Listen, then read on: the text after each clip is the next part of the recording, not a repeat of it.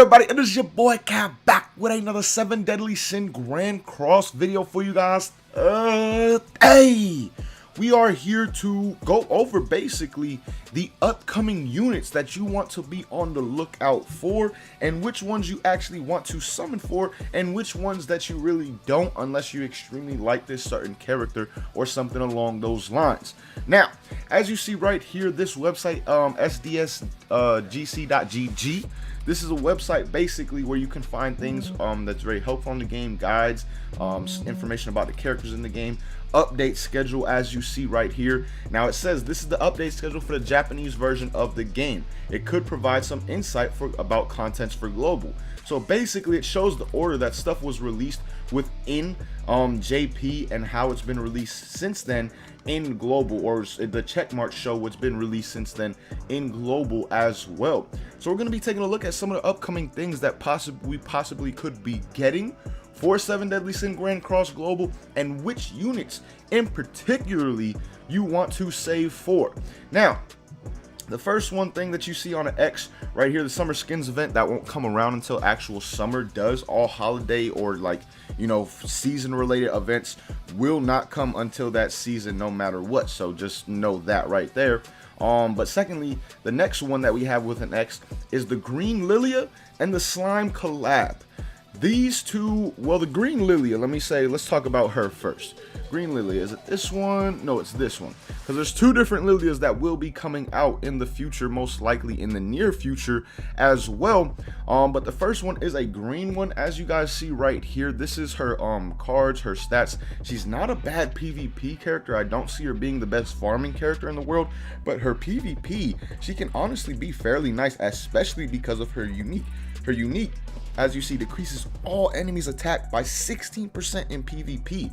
That's similar to a lot of the uniques. For example, the video I made about the best anchors in the game and things like that. That's similar to a lot of those characters' uniques, where usually those characters are really only good anchor and serve as a purpose for the whole team. You're trying to make your whole team better by having one of those units as an anchor, like the Simone, who gives a 15% attack boost to the whole team, or things like that. This is a unit right here, though, that you can run as part of your main team, and you don't even have to have her be the anchor, and that unique will be coming into effect for you. So besides that, she also has this skill right here: inflicts damage equal to 180% of attack on one enemy, and then decreases their attack related stats by 30% for one turn. At the 2-star, it's 30% for one turn, and at the 3-star, she inflicts 300% damage, and then also decreases the stats by 40% for 2 turns. Now, her other skill increases damage taken by all enemies by 20% for 2 turns. That right there is absolutely huge, especially with some kind of AoE characters or something along those lines. If you have an AoE ult coming in and you use this skill, that team is taking insane damage. And then also, she has an AoE ult herself. As you see, it inflicts damage equal to 350% of attack on all enemies, and then decreases skill ranks, then depletes the ultimate move gauge by the number of skill rank decreases. So honestly, she is kind of insane. Now, I wouldn't put her in terms of insane because she's not going to be giving you the greatest damage, but in terms of a support unit for your team, she is very, very good without doubt. She gives support in many ways. One, adding to the damage that you can do. She can negate or debuff the attack related stats for someone on the other opposing team. She decreases all enemies attack by 16% off rip without even using a move in PvP. So again, she just has a lot going for her in terms of PvP. Now, like I said before, I don't see her being the best farming character that you could really get within this game. Now, let me go over the slime collab real quick. We're not even gonna look at these characters because these characters are absolute buns. When the slime collab does come around, whenever it happens, it may be the next update. Do not summon on this. The slime collab is not worth it unless the green Lillia is on that banner. I don't know how that banner works exactly, because again, I just started playing JP. I haven't really played it since it came out. So unless the green Lillia is on that banner, you absolutely do not want to summon on this slime collab right here, because again, the units that you get from it really aren't that good. And for those wondering what the hell slime is, slime, it's basically based off the anime How I Was Reincarnated as a Slime. or something along those lines is the name of it. I watched the first couple episodes, really couldn't get into it, so I just never kept up with it, but supposedly some people said it got fairly better after that. But moving on, guys, as you see, all the other things are check mark, check mark, check mark, check mark. So we've gotten all this stuff: the green Escanor, the green red Vivian. Now, green Deanne, unreleased. She is unreleased, and she has been added to the global database, I believe. I don't know when exactly she'll come out of, or if she's gonna be like a coin shop character first, or how that is exactly going to work on global. But the next event that actually has an X on it, as you guys see, is from October 16th, but this is the Halloween event. This is where some Halloween characters were introduced. By the way, do not summon on this when Halloween comes around, because the Halloween units are fairly bad. I'm not gonna lie to you. Now, getting into the next big unit, or not the, well, I guess from this list, the next one on the list would be Blue Lillia. Blue Lillia is literally out of this world, guys. She is the only other unit that I believe is ranked as an SS in terms of PvP on the Grand Cross JP tier list for the website. She is the only one that has that SS ranking besides the Red Gauther that is on global, and it's fairly easy to see why. First, let's get into her passive / unique. Increases all allies pierce rate by 50% of the value of the hero's pierce rate. Applies when entering the battle. So basically, increasing that pierce rate by 50%, you're ignoring 50% more of your enemy's defense with that. So that's absolutely heat without doubt. But also, you have her her regular attack skill, Pathetic. Inflicts damage equal to 150% attack on all enemies. You don't think too much of that. But then at 2-star, inflicts damage equal to 150% attack on all enemies and depletes one ultimate move, Gauge. What? And then if you get it to the 3 rank, it decreases 3 ultimate move Gauge from all enemies and applies 250% attack.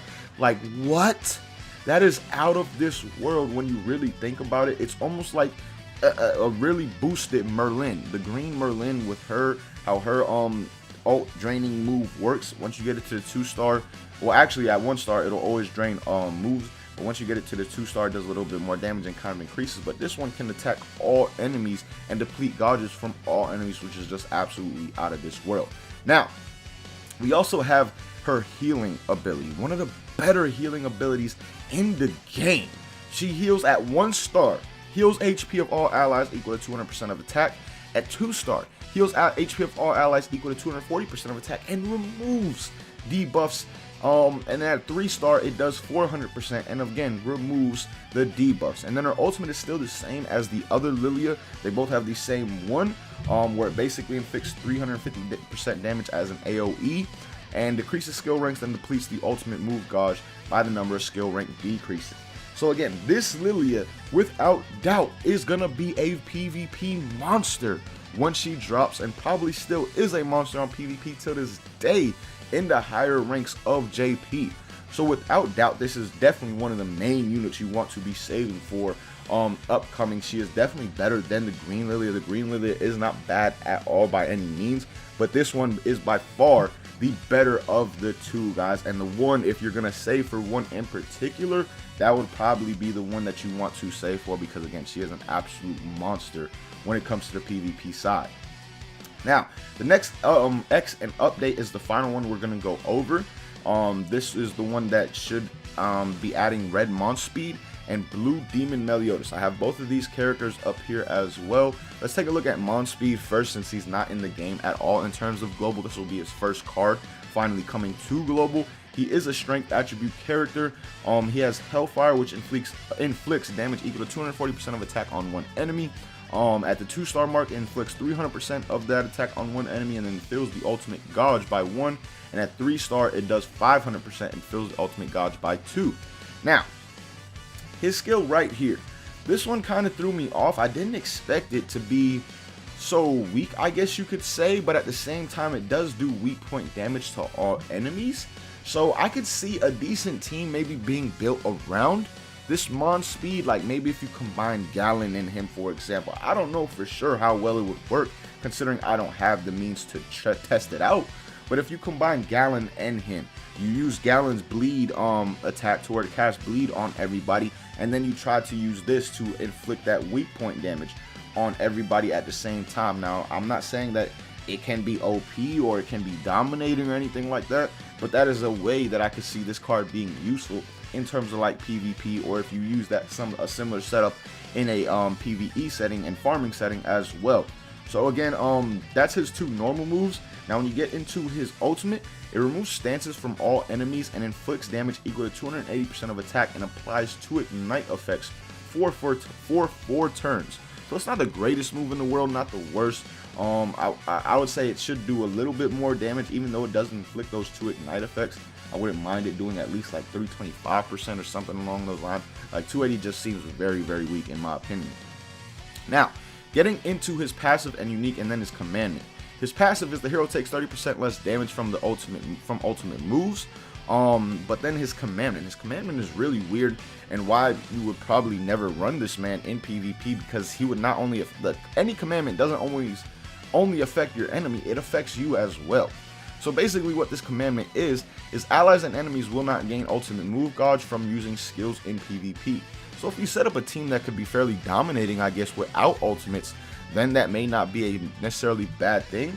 But at the same time, this is going to keep you from getting ultimates as well. The only way you're going to get ultimates is by actually combining skills and things like that. Besides that, you're not going to get any kind of ultimate gauge unless you have a character like Monspeed or like an Escanor. So you can try maybe put a team together around that commandment and put something nicely, like maybe Escanor, Gallon, and Monspeed may not be a bad team to run together. Who really knows? Like I said, I can't fully say for sure, but this is just what I'm coming up with off the top of my head and in my mind.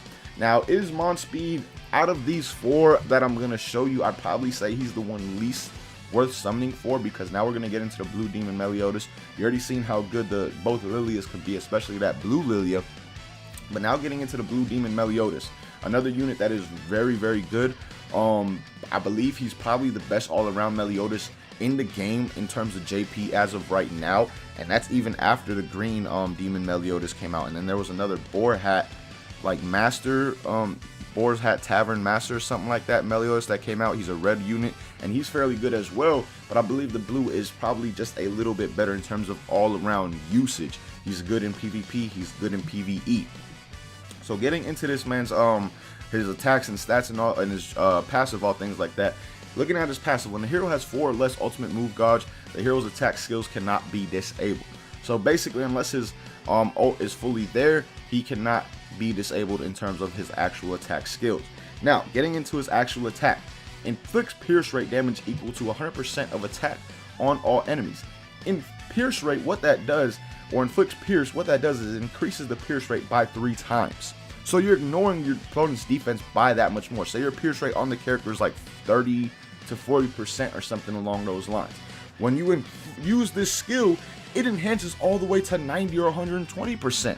And that's how much of the defense you are ignoring from your opponent when you use it. So again, this move is definitely very, very good and can dish out a lot of damage, I'd imagine. Even though the percentage of attack that's used is not that high, it still can dish out a lot of damage because of that 3 times pierce rate thing, or the pierce effect, which increases pierce rate by 3 times. Now, moving on to his second skill, guys, this is Corrosion. When you first look at it, you may be like, it's, you know, from just like an aggressive mindset or something like that, you're like, I don't really use skills like this.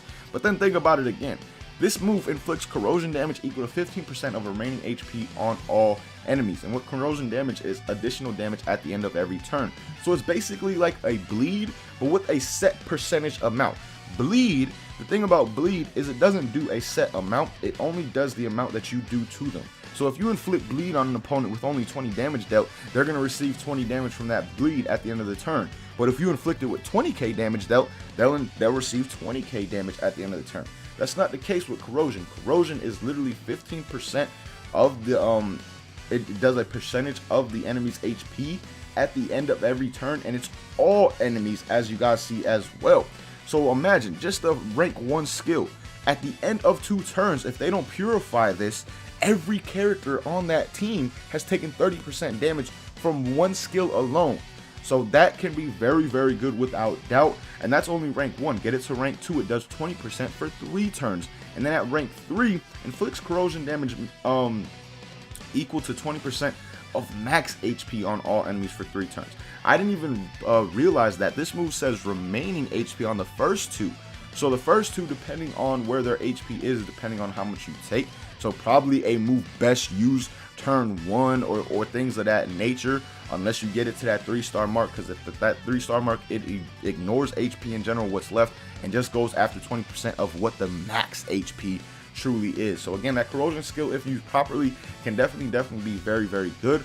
And then you have his ultimate, which inflicts weak point damage equal to 380% of attack on one enemy. And for those who don't know, weak point basically does 3 times the amount of damage against debuffed enemies. So once the opponent is debuffed with corrosion or something along those lines, this move on level 1 is exceeding 1,000%, and you're looking at like 1,100 and something percent in terms of damage. And that's with Meli Otis alone. You put Meli Otis with Merlin on level 1, it's 440. Now you're looking at like 1,320% damage if your opponent is inflicted with weak point, and that's only at level 1. As you see, if you get it to the level 6 or something, 660%, you're almost looking at 2,000% damage with this ultimate move at that point in time because of the weak point factor. So again, this Meli Otis without doubt is going to be a very, very good unit, not only for PvP, but can be a very good farming unit at the same time due to that corrosion ability, things like that. So let me know what you guys think though about these characters, because these are all the characters I wanted to show you and make you knowledgeable of in terms of upcoming banners that we could see on Grand Cross. Like I said, I wanted to go over the upcoming ones and just look at this schedule as well, because the schedule, for the most part, it's not like 100% accurate in terms of like timeline, but for the most part, as you guys see, we got a lot of checks early on with a few X's here and there, and then really at the end it just gets into straight X's where everything has kind of like been I guess skipped or things of that nature. But anyway, man, like I said, be on the lookout for these units that I talked about: the Blue Demon Meli Otis, the Redmont Speed, the Blue Lillia, the Green Lillia. Those are units you definitely are going to want to summon for, and they look like they're going to be the units that are coming next to Grand Cross Global at some point. At some point in time. But as always, man, thank you guys so much for watching. Hope you guys enjoyed this. Until next time, hope you guys have a good day. Peace, y'all.